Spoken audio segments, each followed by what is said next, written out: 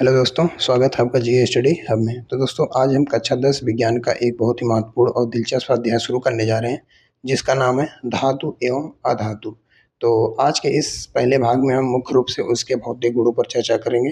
तो चलिए पूरे अध्याय को शुरू करते हैं, देखते हैं। पहले समझते हैं कि हम इस वीडियो में आपको क्या देखने को मिलेगा, क्या समझने को मिलेगा, क्या देखेंगे, क्या-क्या टॉपिक इसमें कवर की जाएगी। तो देख सकते हैं ये पार्ट 1 हमारा है। तो आज के पार्ट में हम क्या सीखेंगे आप देख सकते हैं एक बार। तो आगे बढ़ने से पहले आइए एक नज़र डाल लेते हैं कि आज के सेशन में हम क्या-क्या कवर करने वाले हैं। तो दोस्तों, आज हम बिल्कुल बेसिक से जानेंगे कि धातु और अधातु वास्तव में क्या होते हैं, और हम इसके भौतिक गुणों जैसे चमक, कठोरता और आघात और दृढ़ता, तन्यता, चालकता, इस तरीके से इसे अच्छे से गहराई में समझेंगे। और इसके अलावा विज्ञान के सबसे ज़रूरी हिस्से यानी कि अपवादों और कार्बन के अपरूपों पर भी बात करेंगे। और हाँ, लास्ट में परीक्षा से रिलेटेड भी कुछ क्वेश्चन भी इस तरीके से सॉल्व करेंगे, इससे जो रिलेटेड जो पार्ट 1 में हमने कवर किया है। तो चलिए देखते हैं, एक-एक टॉपिक को अच्छे से कवर करते हैं। तो अध्याय को समझने का रोड मैप पहले देख लेते हैं कि इस पूरे अध्याय को समझने के लिए हमने पहले इसे कई भागों में बाँटा हुआ है। तो आज हमारा ये पार्ट 1 है। तो आज हमारा पूरा फोकस पहले यानी कि भौतिक भौतिक गुणों पर होगा। तो आज हम सिर्फ यह महसूस करेंगे कि धातु और अधातु बाहर से कैसे दिखते हैं और इसके समान व्यवहार कैसे होते हैं। और इसके बाद आगे के पार्ट्स में इसके रासायनिक गुणों और रासायनिक जो इसके भी अभिक्रियाएँ होती हैं, उसके बारे में अच्छे से जानेंगे। तो भौतिक गुणों क्या होते हैं, भौतिक गुण क्या होते हैं, पहले इसको समझ लेते हैं। आप देख सकते हैं इसकी हमने परिभाषा भी लिखी हुई है, किसे कहते हैं। आप अगर कुछ इसमें से कुछ पॉइंट नोट करने वाली होती है तो आप इसे जो भी अपना नोट बनाए हुए हैं उसमें अपनी कॉपी में अपने कुछ चीज़ें इसमें से लिख सकते हैं। अगर आपने अच्छे से अगर इस तरीके से पढ़ लिया है तो मान लीजिए आप पहले इस चैप्टर को पढ़ चुके हैं तो आप इसका रिवीजन कर सकते हैं। मैं आपको फटाफट रिवीजन करा देता हूँ। तो देख सकते हैं इसमें भौतिक गुण क्या होते हैं। तो इसमें देख सकते हैं सबसे पहला सवाल आता है, आखिर ये भौतिक गुण होते क्या हैं। तो दोस्तों, जब हम किसी चीज़ को बिना उसके अंदरूनी बनावट या रासायनिक पहचान बदले केवल देखकर या छूकर उसके बारे में बता जानते हैं तो क्या होते हैं, भौतिक गुण कहलाते हैं। उदाहरण के लिए किसी भी वस्तु का रंग और उसकी चमक, उसकी कठोरता, या मतलब कि यह देखना कि उसमें से ऊष्मा पार हो रही है या नहीं। आसान भाषा में समझें कि पदार्थ और बाहर से कैसा दिखता है, या उसका भौतिक गुण है। आगे देखते हैं। इसमें उदाहरण के तौर पर आप देख सकते हैं, इसमें उदाहरण के तौर पर देख सकते हैं कि रंग, चमक, कठोरता, अवस्था, ऊष्मा एवं विद्युत चालकता, ये क्या है। तो इसमें आप देख सकते हैं कि दोस्तों, जब हम किसी भी चीज़ को बिना उसके अंदरूनी बनावट या रासायनिक पहचान बदले केवल उसे देखकर या छूकर उसके बारे में बताते हैं तो क्या कहलाते हैं, भौतिक गुण कहलाते हैं। उदाहरण के लिए आप देख सकते हैं किसी भी वस्तु का रंग, उसकी चमक, उसकी कठोरता, और यह देखना कि उसमें से ऊष्मा पार होती है या नहीं होती है, या आसान भाषा में पदार्थ कैसे बाहर कैसे दिखता है, या उसके क्या हैं, सारे भौतिक गुण हैं। पिछली कक्षाओं से संबंध इसका क्या है, तो आप सभी पिछली कक्षाओं से पढ़ चुके हैं कि हमारे जो चारों ओर मौजूद हर चीज़ तत्वों से बनी होती है, और अपनी समझ को आसान बनाने के लिए हम इन तत्वों को उनके गुणों के आधार पर दो मुख्य भागों में बांटते हैं, धातु और अधातु। जैसे लोहा हो गया, तांबा हो गया, ये सब क्या है, धातु हैं। तो वहीं ऑक्सीजन और कार्बन जो अधातु की श्रेणी में इस तरीके से आते हैं। इनके अन्य भी एग्जाम्पल आप दे सकते हैं, लोहा, तांबा, एल्युमिनियम, सोना, ये सब क्या है, धातु हैं। अधातु क्या है, oxygen, nitrogen, sulphur, carbon, chlorine आदि।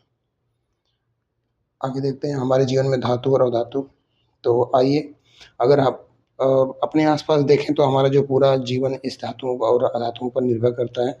बड़े-बड़े पुलों और मशीनों में लोहे का इस्तेमाल होता है। घरों में बिजली के लिए लंबे जो तांबे के तार होते हैं, और वही जो सांस लेने के लिए ऑक्सीजन और पानी को साफ करने के लिए क्लोरीन जैसे अधातुओं का इस्तेमाल होता है। ज़रा सोचिए, अगर ये दोनों ना हो तो हमारा जीवन पूरी तरह से कैसा हो जाएगा, एक तरीके से रुक जाएगा। तो इसमें आप देख सकते हैं लोहे का क्या-क्या यूज है, धातुओं का। तांबा विद्युत तार में, एल्युमिनियम अन्य बर्तन, विमान, सोना चांदी आभूषण एवं विद्युत संपर्क बनाने में। अधातुओं का उपयोग देख सकते हैं ऑक्सीजन शोषण में, नाइट्रोजन उर्वरकों का निर्माण में, क्लोरीन जल शुद्धिकरण में, और कार्बन ईंधन, ग्रेफाइट आदि में। इसका इस तरीके से यूज होता है। धातु क्या है, तो चलिए हम देखते हैं इसमें। तो विधिवत रूप से समझते हैं कि धातु किसे कहते हैं। तो वे तत्व जिनमें एक खास तरह की चमक होती है, जो कठोर होते हैं, जिन्हें पीटकर चादर या खींचकर तार बनाया जा सकता है, और जो ऊष्मा तथा बिजली के अपने अंदर से बहने देते हैं, तो धातु कहलाते हैं। जैसे हो गया लोहा, हो गया तांबा हो गया, एल्युमिनियम और सोना इसके सबसे बेहतरीन उदाहरण हैं। अधातु क्या है? तो जिसके विपरीत इसके पूरा मतलब इसके बिल्कुल विपरीत जिन तत्वों में धातुओं वाले या गुण नहीं पाए जाते हैं वे अधातु कहलाते हैं। ये ना तो चमकीले होते हैं और ना ही इसमें से बिजली के पास हो सकते हैं। अगर आप इन्हें पीटेंगे तो ये चादर बनने का बजाय टूटकर बिखर जाएंगे। ऑक्सीजन हो गया, नाइट्रोजन, कार्बन डाइऑक्साइड हो गया और इसके जो प्रमुख उदाहरण हैं और कार्बन हो गया, सल्फर हो गया। हालांकि इसमें से कुछ दिलचस्प अपवाद भी होते हैं जिन्हें हम आगे देखेंगे। कार्बन डाइऑक्साइड बोल दिया, कार्बन डाइऑक्साइड नहीं, कार्बन और सल्फर इसके प्रमुख उदाहरण हैं। धातुओं के जो भौतिक गुण हैं एक नज़र में देखते हैं इनको, है कि दोस्तों याद रखने के लिए सबसे धातुओं के गुणों को हम एक छोटी सी लिस्ट में देख सकते हैं कि धातुएं क्या हैं। धातुएं चमकीली चमकीली, कठोर और आघातवर्धनीय और तन्य होती हैं और ये बिजली ऊष्मा को मतलब कि अच्छी सुचालक होती हैं और टकराने पर आवाज करती हैं। या छोटे से ट्रिक याद रखिएगा कि धातु मतलब चमक, चादर, तार, चालक और ध्वनि। धात्विक चमक, इसको देखते हैं। तो आइए अब एक एक करके इन गुणों को अच्छे से समझते हैं। सबसे पहला देखते हैं धात्विक चमक। तो आपने देखा होगा कि हर शुद्ध धातु की सतह पर एक खास तरह की चमक होती है। सोने की अपनी एक पीली चमक है, चांदी एकदम सफ़ेद चमकती है और तांबे में लाल भूरी चमक होती है। इसी कारण मतलब इसी चमक के कारण इसका जो उपयोग आभूषण बनाने में किया जाता है। धातु की साफ मतलब कि धातु की सतह साफ करने का पर चमक क्यों दिखती है? कई बार आपने ध्यान दिया होगा कि घर में रखा तांबे या लोहे का पुराना बर्तन अपनी चमक खो देता है। ऐसा इसलिए होता है क्योंकि समय के साथ उस पर धूल, गंदगी या हवा के साथ रिएक्शन जैसे ऑक्साइड की एक परत जम जाती है। लेकिन जैसे ही आप उसे रेगमाल या किसी भी साफ करने वाली चीज़ से रगड़ते हैं तो ऊपरी सतह क्या होती है, हट जाती है। तो धातु अपनी असली चमक के साथ फिर से दिखने लगती है। आगे देखते हैं एनसीईआरटी एक्टिविटी धातुओं की चमक। तो आपकी जो एनसीईआरटी किताबों में भी इसे सिद्ध करने के लिए एक गतिविधि दी गई है। अगर आप लोहा, तांबा और एल्युमिनियम का कोई भी पुराना टुकड़ा लें और उसे रेगमाल से रगड़ें तो आप स्पष्ट रूप से देख पाएंगे कि रगड़ने के बाद उसकी सतह नई जैसी चमकीली हो जाती है और यह साबित करता है कि शुद्ध अवस्था में भी धातुएं हमेशा चमकीली होती हैं। कठोरता क्या है? तो हमारा जो दूसरा महत्वपूर्ण गुण है कठोरता। कठोरता का सीधा सा मतलब है कि कोई भी चीज़ आसानी से दबाने, काटने या खरोंच लगाने पर कितना विरोध करती है। धातुएं सामान्य तौर पर बहुत ही कठोर होती हैं, लेकिन लोहे को आप हाथ में नहीं मोड़ सकते हैं। हालांकि सभी धातुओं की कठोरता एक जैसी नहीं होती। तांबा लोहे से थोड़ा और कम कठोर होता है और सोना उससे भी कम होता है। क्या सभी धातुएं कठोर होती हैं? तो यहाँ एक बहुत ही बड़ा सवाल आता है कि क्या हर एक धातु जैसे मतलब पत्थर जैसे कठोर होती है? तो इसका जवाब है नहीं। दोस्तों विज्ञान में हमेशा कुछ अपवाद भी होते हैं। सोडियम और पोटेशियम ऐसी धातुएं जो अपनी मतलब कि जो इनकी नरम होती है, आप इन्हें मतलब कि पनीर की तरह आप चाकू से आसानी से इसे काट सकते हैं। सोडियम और पोटेशियम में सावधानी। तो सोडियम और पोटेशियम केवल नरम ही नहीं होते बल्कि ये बहुत ही अधिक अभिक्रियाशील भी होते हैं। अगर ये हवा या पानी के संपर्क में आ जाएं तो तुरंत आग पकड़ लेते हैं। इसलिए इन्हें सुरक्षित रखने के लिए हमेशा केरोसिन मतलब केरोसिन तेलों में डुबाकर ही रखा जाता है और इन्हें कभी भी सीधे हाथ से छूने का प्रयास नहीं करना चाहिए। अब देखते हैं आघातवर्धनीयता क्या है। तो चलिए अब एक बहुत ही मज़ेदार गुण की बात करते हैं, आघातवर्धनीयता, जिसे अंग्रेजी में देख सकते हैं मेलेबिलिटी कहते हैं। और जब हम किसी भी धातु को हथौड़े से पीटते हैं तो वह टूटने के बजाय क्या होती है, फैलकर एक पतली चादर में बदल जाती है। इसी फैलने के गुण को हम क्या कहते हैं, आघातवर्धनीयता कहते हैं। आघातवर्धनीयता के देख सकते हैं उदाहरण। तो सोना और चांदी प्रकृति में सबसे अधिक आघातवर्धनीय धातु हैं। आपने मिठाइयों के ऊपर चांदी का जो एक बहुत पतला वक्र आपने देखा होगा, तो वह इसी गुण के कारण संभव हो पाता है। धातुओं का जो पीट पीट कर इतना पतली चादर बनाई जा सकती है कि जो कागज़ भी पतली होती है, जो कागज़ से भी क्या होती है, पतली होती है। दैनिक जीवन में आघातवर्धनीयता क्या है? तो दैनिक जीवन में इतना सबसे बड़ा उदाहरण इसका क्या है कि इसके जो टिफ़िन बॉक्स में है, टिफ़िन बॉक्स में हम खाना पैक करने के लिए जिस एल्युमिनियम जो फ़ॉइल का इस्तेमाल करते हैं, वह एल्युमिनियम धातु को पीटकर बनाई गई एक बेहद पतली चादर की है। और इसके अलावा गाड़ियों की जो बॉडी और लोहे के जो बड़े-बड़े डिब्बे भी इसी गुण के कारण बनते हैं। तान्यता क्या है? इसको देख लेते हैं। तो धातुओं का एक अगला कमाल का गुण है तान्यता। तो इसका मतलब है कि आप धातुओं को खींचकर उसके जो बहुत पतले और लंबे तार बना सकते हैं। जैसे कि पीटने पर चादर बनती है, वैसे ही खींचने पर तार बनता है। आगे देखते हैं तन्यता के दैनिक जीवन के उदाहरण देखते हैं। तो हमारे घरों में जो भी बिजली की वायरिंग होती है उसमें तांबे या एल्युमिनियम के तार इस्तेमाल होते हैं या धातुओं की जो तन्यता के कारण ये मुमकिन है कि हम उन्हें इतनी आसानी से गोल और पतले तारों में ढक लेते हैं जो बिजली को एक जगह से दूसरी जगह ले जा सकते हैं। सोने की अत्यधिक तन्यता ये क्या है? तो दोस्तों अगर आपको जानकर हैरानी होगी कि सोना सबसे अधिक तन्य धातु है और एनसीईआरटी के अनुसार केवल 1 ग्राम सोने से लगभग 2 किलोमीटर लंबा तार खींचा जा सकता है, क्योंकि 1 ग्राम सोना जो आकार में मतलब कि एक छोटी सी मटर के दाने के भी कम होता है, उसमें खिंचाव की इतनी अद्भुत क्षमता होती है। आघात और तन्यता में अंतर समझ लीजिए क्या है। तो परीक्षा में अक्सर इन दोनों के बीच अंतर पूछा जाता है और इसे याद रखने की एक बहुत ही आसान ट्रिक है आघात वर्णिता। इसमें हम हथौड़े से पीटते हैं और चादर बनती है। तन्यता हम मतलब तन्यता में क्या होता है कि हम धातु को खींचते हैं और तार बनता है। बस पीटना बराबर चादर और खींचना बराबर तार। हमें मतलब इसे हमेशा याद रखिएगा इस तरीके से। धातुएं ऊष्मा के सुचालक। तो धातुओं का एक बहुत ही उपयोगी गुण है ऊष्मा की चालकता। तो धातुएं अपने अंदर से ऊष्मा या गर्मी को बहुत ही आसानी से मतलब कि आसानी से और तेजी से एक जगह से दूसरी जगह मतलब जाने देती हैं, इसलिए इसे ऊष्मा का सुचालक भी कहा जाता है। धातु का बर्तन क्यों? तो यही कारण है कि जो हमारे रसोई घर में इस्तेमाल होने वाले बर्तन तावा कढ़ाई या प्रेशर कुकर धातुओं से बनाए जाते हैं। जब हम गैस जलाते हैं तो धातु जो बर्तन के निचले हिस्से में गर्मी बहुत अधिक तेजी से पूरे बर्तन को खाने तक पहुंचा देती है, जिससे हमारा खाना जल्दी और अच्छे से पक जाता है। ऊष्मा की अच्छी चालकता। तो अगर हम बात करें कि सबसे अच्छी चालकता कौन सी धातु या चांदी या तो तांबा ऊष्मा के सबसे बेहतरीन चालक हैं, लेकिन चांदी बहुत महंगी होती है, इसलिए हम दैनिक जीवन में तांबे का या एल्युमिनियम के बर्तनों का ही इस्तेमाल अधिक होते हैं। धातु में विद्युत की सुचालक। तो इसमें आप देख सकते हैं कि ऊष्मा की तरह धातुएं बिजली की भी बहुत अच्छी सुचालक होती हैं। वे विद्युत धारा को भी बिना किसी रुकावट के अपने अंदर से बहने देती हैं और इसी गुण के कारण हम तांबे और एल्युमिनियम का इस्तेमाल बिजली के तार बनाने में करते हैं। बिजली तार में तांबा और प्लास्टिक क्यों? ये भी देख लीजिए। तो आपने देखा होगा कि बिजली के तारों के अंदर जो तांबा होता है लेकिन उसके ऊपर प्लास्टिक या रबर की कवर होती है। तो ऐसा इसलिए होता है कि क्योंकि अंदर का तांबा बिजली का सुचालक है जो करंट को आगे ले जा सकता है और बाहर के जो प्लास्टिक कुचालक है जो हमें करंट लगाने से सुरक्षित रखता है। एनसीईआरटी एक्टिविटी विद्युत चालकता। तो इस गुण को जांचने के लिए हम एक बहुत ही छोटी सी आसान सी सर्किट बना सकते हैं जिसमें एक बैटरी अवतार बल्ब हो। अगर आप इस सर्किट के बीच में किसी भी लोहे या तांबे की चीज को रखते हैं तो करंट पास होगा और बल्ब जल जाएगा। यह साबित होता है कि धातुएं विद्युत की सुचालक है। अब बात करते हैं ध्वन्यात्मकता क्या है। तो आप अपने कभी भी ध्यान दिया होगा कि जब कोई भी धातु की जो चीज फर्श पर गिरती है तो कैसी आवाज आती है। धातुओं को किसी भी कठोर तरह की सतह पर मतलब टकराने से एक बहुत ही स्पष्ट और गूंजने वाली ध्वनि पैदा होती है। धातुओं के इसी गुण के मतलब इसी जो विशेष गुण को क्या बोलते हैं? ध्वन्यात्मकता कहते हैं। इसके एग्जाम्पल भी आप देख सकते हैं। उदाहरण के तौर पर घंटी, मंदिर की घंटी, स्कूल की घंटी धातु के वाद्य यंत्र है।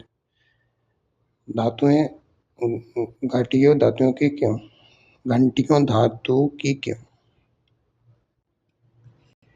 इसी जो मतलब कि जो ध्वन्यात्मकता के कारण जो हमारे आपके स्कूलों की जो घंटियां मंदिरों की जो लगी जो घंटियां धातु की बनाई जाती हैं और जब इन पर चोट करते हैं तो वे एक मधुर और दूर तक जाने वाली आवाज़ पैदा करती हैं। जरा सोचिए कि अगर स्कूल की घंटी लकड़ी या प्लास्टिक की होती तो क्या उनकी आवाज़ पूरे क्लास तक पहुंच पाती? बिल्कुल नहीं। धातुओं के कुछ अन्य सामान्य गुण। तो इन प्रमुख गुणों के अलावा भी धातुओं में कुछ सामान्य बातें होती हैं, जैसे एक कमरे के तापमान पर हमेशा ठोस अवस्था में मिलती हैं, ये भारी होती हैं और यानी कि इनका घनत्व बहुत ज़्यादा होता है और इन्हें पिघलाने के लिए बहुत ज़्यादा तापमान की ज़रूरत होती है और ये बहुत मजबूत भी होती हैं। लेकिन हर नियम के साथ कुछ अपवाद भी जुड़े होते हैं। क्या? आगे देखते हैं। अधातुओं के सामान्य भौतिक गुण। तो अब आते हैं जो हमारे दूसरे जो मुख्य विषय यानी कि आधातुओं पर। तो आधातुओं के कुछ गुण आधातुओं से बिल्कुल उल्टे होते हैं और इनमें कोई भी चमक नहीं होती है। ये भंगुर होते हैं यानी कि पीटने पर टूट जाते हैं। और इनमें से जो चादर बन सकती है और ना ही मतलब कि इनसे ना तो चादर बन सकती है और ना ही तार बन सकते हैं। ये ऊष्मा और बिजली के कुचालक होते हैं और टकराने पर कोई खास ध्वनि भी नहीं करते हैं। अधातु तीनों अवस्थाओं में, तो धातुओं के बारे में हमने पढ़ लिया। पढ़ा था कि जो ठोस होती हैं, लेकिन अधातु जो ठोस, द्रव और गैस तीनों अवस्था में पाए जाते हैं। कार्बन और सल्फर ठोस हैं, ऑक्सीजन और नाइट्रोजन गैस हैं। दोस्तों ब्रोमीन एक इकलौता ऐसा अधातु है जो सामान्य तापमान पर द्रव यानी लिक्विड अवस्था में पाया जाता है, ऐसे याद रखिएगा। अधातुओं की चमक और अपवाद, तो हमने पढ़ा कि अधातुओं में कोई चमक नहीं होती है, वे बिल्कुल फीके होते हैं। लेकिन यहाँ एक बहुत बड़ा अपवाद है, आयोडीन। आयोडीन एक अधातु है, लेकिन फिर भी इसकी सतह धातुओं की तरह ही बहुत मतलब कि चमकीली होती है। परीक्षा के दृष्टिकोण से यह एक बहुत ही महत्वपूर्ण तथ्य है। अधातुओं और भंगुरता, ये क्या है? तो अगर आप किसी भी ठोस अधातु जैसे सल्फर या कोयले पर हथौड़ा मारेंगे तो वह फैलेगा नहीं, बल्कि छोटे छोटे टुकड़े में टूटकर बिखर जाएगा। इसी गुण को क्या कहते हैं? भंगुरता कहते हैं। तो जो धातुएं होती हैं अगाध वर्धनीय होती हैं, जबकि अधातु क्या होती हैं? भंगुर होती हैं। तो इस वर्ड आप ध्यान रखिएगा कि इन वर्ड को क्या मतलब होता है भंगुर का, और इस तरीके से जो जो मैं टर्म बताता जा रहा हूँ उसको आप ध्यान रखिएगा कि किसे कहते हैं। अधातु और विद्युत चालकता, तो हम जानते हैं कि जो अधातु में से करंट पास नहीं होता, लेकिन दोस्तों यहाँ भी एक बड़ा अपवाद मौजूद है, ग्रेफाइट, जो कि कार्बन का ही एक रूप है और अधातु है, और वह बिजली का बहुत अच्छा सुचालक भी होता है। तो इसके पेंसिल की जो नुकीली नोक होती है और ग्रेफाइट की है, और इसमें से करंट पास हो सकता है। कार्बन के अपरूप, तो अभी हमने कार्बन के रूपों की बात की, तो चलिए समझते हैं कि अपरूप क्या होते हैं। तो जब एक ही तत्व अलग अलग भौतिक गुणों में पाया जाता है और इसके गुण एक दूसरे से बिल्कुल अलग होते हैं, तो उन्हें क्या बोलते हैं? अपरूप कहते हैं। कार्बन के दो सबसे प्रसिद्ध और अपरूप हैं, क्या है? हीरा और ग्रेफाइट है।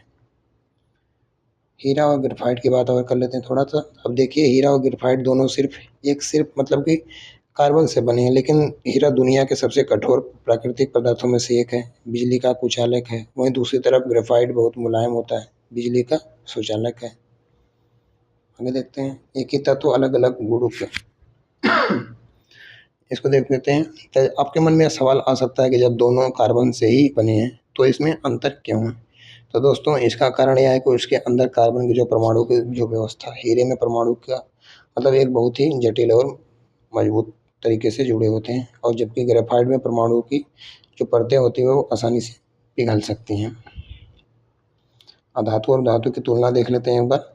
तो आइए अब तक हमने जो पढ़ा उसे एक टेबल के रूप में देखते हैं। जो धातुएं चमकीली कठोर होती हैं, इनमें तार और चादर बन सकती हैं और ये बिजली की सुचालक होती हैं। वहीं अधातु चमक रहित भंगुर होती हैं और सामान्यतः कुचालक होते हैं। यह टेबल आपके रिवीजन के लिए बहुत काम आएगा, इसको देख सकते हैं हम। अधातुओं के महत्वपूर्ण अपवाद देख लेते हैं। तो एग्जाम में सबसे ज़्यादा प्रश्न अपवादों से पूछे जाते हैं, इसलिए इन्हें अच्छे से जरूर याद कर लें। सभी जो धातुएं ठोस होती हैं लेकिन पारा लिक्विड होता है। सभी जो धातुएं कठोर होती हैं, लेकिन सोडियम और पोटेशियम इनमें नरम और चाकू से काटे जा सकते हैं। इसी तरह जो गैलियम है और सीजियम ऐसी धातुएं हैं जो हथेली पर रखते ही क्या होती हैं? पिघल जाती हैं। अधातुओं का महत्वपूर्ण अपवाद, तो इसी तरह धातुओं के अपवाद को भी रट लीजिए। सभी जो अधातु फीके होते हैं, लेकिन आयोडीन चमकीला है। सभी अधातु जो कुचालक हैं, लेकिन ग्रेफाइट सुचालक है। सभी अधातु नरम या भंगुर होती हैं, लेकिन कार्बन और अपरूप हीरा प्रकृति का सबसे कठोर पदार्थ है। अपवादों की मास्टर रिवीजन अब देख लेते हैं। तो इस स्लाइड में आपके लिए एक मास्टर ट्रिक है कि बस आप इतना याद रखिए कि पारा द्रव्य है, सोडियम पोटेशियम नरम है और अधातुओं में आयोडीन चमकीला है, ग्रेफाइट चालक है। अगर आप ये बात मतलब ये चार बातें याद रख देते हैं तो एग्जाम में कोई भी ऑब्जेक्टिव प्रश्न आते हैं तो आपसे छूटेगा नहीं। क्या एक गुण से पहचान सकते हैं? कैसे? ये क्या है? तो क्या हम किसी भी चीज़ को सिर्फ एक गुण देखकर पहचान सकते हैं कि वह धातु है या अधातु है? तो बिल्कुल नहीं। जैसे अगर आप सिर्फ चमक देखें तो आयोडीन चमकीला है, लेकिन वह धातु है, धातु नहीं है। अगर आप सिर्फ चालकता देखें तो ग्रेफाइट चालक है, लेकिन वह धातु नहीं है। इसलिए सही पहचानने के लिए हमें सारे गुणों को मिलाकर देखना पड़ता है। एनसीईआरटी एक्टिविटी देख लेते हैं इसमें क्या है ये। तो अगर हम लैब में हों तो हम अलग अलग नमूनों पर परीक्षण कर सकते हैं। हम देखेंगे कि उनके चमकते हैं या नहीं, पीटते हैं या टूटते हैं या चादर बनते हैं या नहीं, तो और उसमें तो करंट पास होता है या नहीं। तो इन सभी प्रमाणों यानी कि हम क्या कर सकते हैं, क्या देखते हैं और उसके क्या समझते हैं, इसके आधार पर हम सही निष्कर्ष तक पहुँचते हैं। एक्टिविटी से क्या समझ आया? तो इन सभी गतिविधियों का अंतिम निष्कर्ष यही निकलता है कि समान रूप से जो धातुएं चमकदार तथा तन्य और आघातवर्धनी और जो ध्वन्यात्मक होती हैं, जबकि अधातु भांगुर और कुचालक होते हैं। लेकिन किसी भी ठोस निष्कर्ष पर पहुंचने से पहले अपवादों को ध्यान में रखकर मतलब रखना सबसे ज़्यादा जरूरी यही है। हमारे पास अधातु के गुण, तो चलिए इसे अपनी असल ज़िंदगी में जोड़ते हैं। तो ताबे का तार मतलब कि अपने घर में देखते होंगे आप कि वह धातुओं की जो तन्यता और चालकता का सबूत है। टिफिन में जो भी फायर पेपर है वह क्या है, आघातवर्धनीयता है। गैस पर रखा बर्तन उष्मा चालकता और मंदिर की घंटी ध्वन्यात्मकता क्या जीता जागता उदाहरण है। अब आप खुद से सवाल पूछिए कि तार में ताबा देख सकते हैं, इसमें विद्युत तार में सबसे ताबा क्यों उपयोगी है। मतलब कि आप खुद से सवाल पूछिए कि तार में ताबा ही क्यों, क्योंकि वह अच्छा सुचालक है और खींच सकता है। घंटी धातु ही क्यों, क्योंकि वह टकराने पर आवाज़ करती है। पारा इतना खास क्यों है, क्योंकि वह इकलौती धातु है जो पानी की तरह क्या होता है, बह सकती है। महत्वपूर्ण शब्दावली है, इसमें आप देख सकते हैं। दोस्तों विज्ञान में शब्दों का बड़ा महत्व होता है और हमने आज कई नए शब्द सीखे, जैसे भी आप देख सकते हैं धात्विक चमक, मतलब देख सकते हैं इसमें आघातवर्धनीयता, चादर बनना यानी कि तन्यता, तार बनना, देख सकते हैं इसमें सबका अलग अलग नाम दिया हुआ है और उसके अर्थ भी दिए हैं। धातु समान चमकीली तत्व, अधातु नॉन मेटल धातुओं के विभिन्न गुणों वाला तत्व। धात्विक चमक देख सकते हैं, चमकीली सतह, कठोरता देख सकते हैं, और फिर आघातवर्धनीयता देख सकते हैं, पीट कर चादर, और तन्यता देख सकते हैं, खींच कर तार। इस तरीके से भी हमने देखा सारा सब कुछ। एक नज़र में धातुओं के गुण को देख लेते हैं। तो रिवीजन के तौर पर एक बार फिर से देख लीजिए कि धातुएं समानतः चमकीली, कठोर और आघातवर्धनीय, तन्य, उष्मा और विद्युत के सुचालक, ध्वन्यात्मक और कठोर ठोस होती हैं। बस चादर, तार और ध्वनि वाली बात आपके दिमाग में अच्छे से सेट कर लीजिएगा। एक नज़र में धातुओं के गुण, तो वहीं अधातु इसके जो बिल्कुल विपरीत हैं, वे चमक रहित होती हैं, भंगुर होती हैं और आघातवर्धनीय होती हैं, आघातवर्धनीय होती हैं और कुचालक होते हैं। लेकिन इनके दो सबसे बड़े अपवाद हैं, हमेशा याद रखिएगा, आयोडीन जो चमकता है और ग्रेफाइट जो बिजली के सुचालक हैं। एमसीक्यू आघातवर्धनीयता पर देख सकते हैं कि चलिए अब एक छोटा सा पढ़ा और अब तक जो आपने पढ़ा उसका एक छोटा सा टेस्ट लेते हैं। पहला प्रश्न, धातुओं को पीटकर पतली चादर में बदलने के गुणों को कहते हैं। तो उसके विकल्प है तन्यता, कठोरता, आघातवर्धनीयता या धन्यता दे सकते हैं। बिल्कुल आपने सोचा सही, इसका सही उत्तर क्या होगा, आघातवर्धनीयता होगा। हमने इसमें करेक्ट करके भी लगा के रखा है, देख सकते हैं। अगला देखते हैं, तन्यता, धातुओं को खींचकर पतले तार पर बदलने का गुण क्या है, तन्यता है। तो इस तरीके से आप एक एक टर्म को समझ सकते हैं कि इसको क्या बोलते हैं। द्रव्य धातु देख सकते हैं, तो कमरे के तापमान द्रव्य यानी लिक्विड अवस्था में पाई जाने वाली धातु कौन सी है, तो देख सकते हैं पारा है। विद्युत चालक का धातु देख सकते हैं, जिनमें से कौन सा धातु विद्युत का सुचालक है, तो ग्रेफाइट है। चमकीला धातु पर देख सकते हैं कि इनमें से कौन सा अधातु चमकीला होती है, आयोडीन होती है। अब ध्वन्यात्मकता पर आधारित दे सकते हैं, धातु कठोर सतह से टकराने पर ध्वनि उत्पन्न करने वाला गुण क्या कहलाता है, तो क्या कहलाता है, ध्वन्यात्मकता कहलाता है। सही है गलत वाला देख सकते हैं। सभी धातुएं कमरे के तापमान पर ठोस होती हैं, गलत, पारद द्रव्य है। सोडियम बहुत नरम धातु है, सही है। आयोडीन एक चमकीली धातु है, सही है। ग्रेफाइट विद्युत का कुचालक है, गलत, ग्रेफाइट सुचालक है। सोना अत्यधिक तन्य धातु है, सही है। अधातु तीनों अवस्थाओं में पाए जाते हैं, सही है। तो इस तरीके से आप देख सकते हैं एक एक करके। आगे देखते हैं किस किस तरीके से क्वेश्चन बनते हैं। धातुओं को चमकीली सतह को क्या बोलते हैं, धात्विक चमक कहते हैं। धातु को पीट कर चादर बनाने के गुण क्या कहता है, आघातवर्धनीयता है। और धातुओं को खींच कर तार बनाने के गुण क्या कहता है, तन्यता है। कमरे के तापमान पर द्रव धातु क्या है? पारा है। विद्युत का सुचालक का धातु ग्रेफाइट है। कार्बन का अत्यंत कठोर अपरूप क्या है? हीरा है। इस तरीके से आप छोटे-छोटे प्रश्न इस तरीके से बनते हैं, तो आप इसको समझ गए होंगे। इतना सारा आप कुछ यहाँ तक देखते-देखते तो आप देख सकते हैं कि हमने इसमें हमने क्या देखा, लघु उत्तरी में आप देख सकते हैं परीक्षा में पूछे जाने जो कुछ छोटे प्रश्न भी आते हैं, जैसे आघात व वरीयता क्या है? तो आप लिख सकते हैं कि धातुओं को पीट कर चादर बनाने की क्षमता। तन्यता क्या है? धातुओं को खींचकर तार बनाने की क्षमता। और धातुओं में तार क्यों बनते हैं? क्योंकि ये सुचालक होते हैं और उनकी आसानी से खिंच जाती हैं। तो इस तरीके से आप याद रख सकते हैं। धातु और धातु के मुख्य 4 अंतर बताइए। अगर इस तरीके से आता है तो अगर आपके एग्जाम में धातु और अधातु में अंतर पूछा जाए तो आप यह टेबल बना सकते हैं। धातु चमकीली सुचालक होती है, जिनमें तार व चादर बन सकते हैं, जबकि अधातु में चमक नहीं होती है, ये कुचालक होते हैं और इनमें तार या चादर नहीं बनते हैं। बस नीचे अपवादों का जिक्र करना मत भूलिएगा। आज हमने क्या सीखा, तो देख सकते हैं दोस्तों, आज के इस पहले भाग में हमने सीखा कि धातु और अधातु क्या होते हैं और हमने इसके सभी भौतिक गुणों को बहुत गहराई से समझा। हमने देखा कि अपवाद कितने महत्वपूर्ण हैं और कार्बन के कौन कौन से अपरूप होते हैं। साथ ही हमने परीक्षा में आने वाले कुछ महत्वपूर्ण प्रश्नों को भी देखा।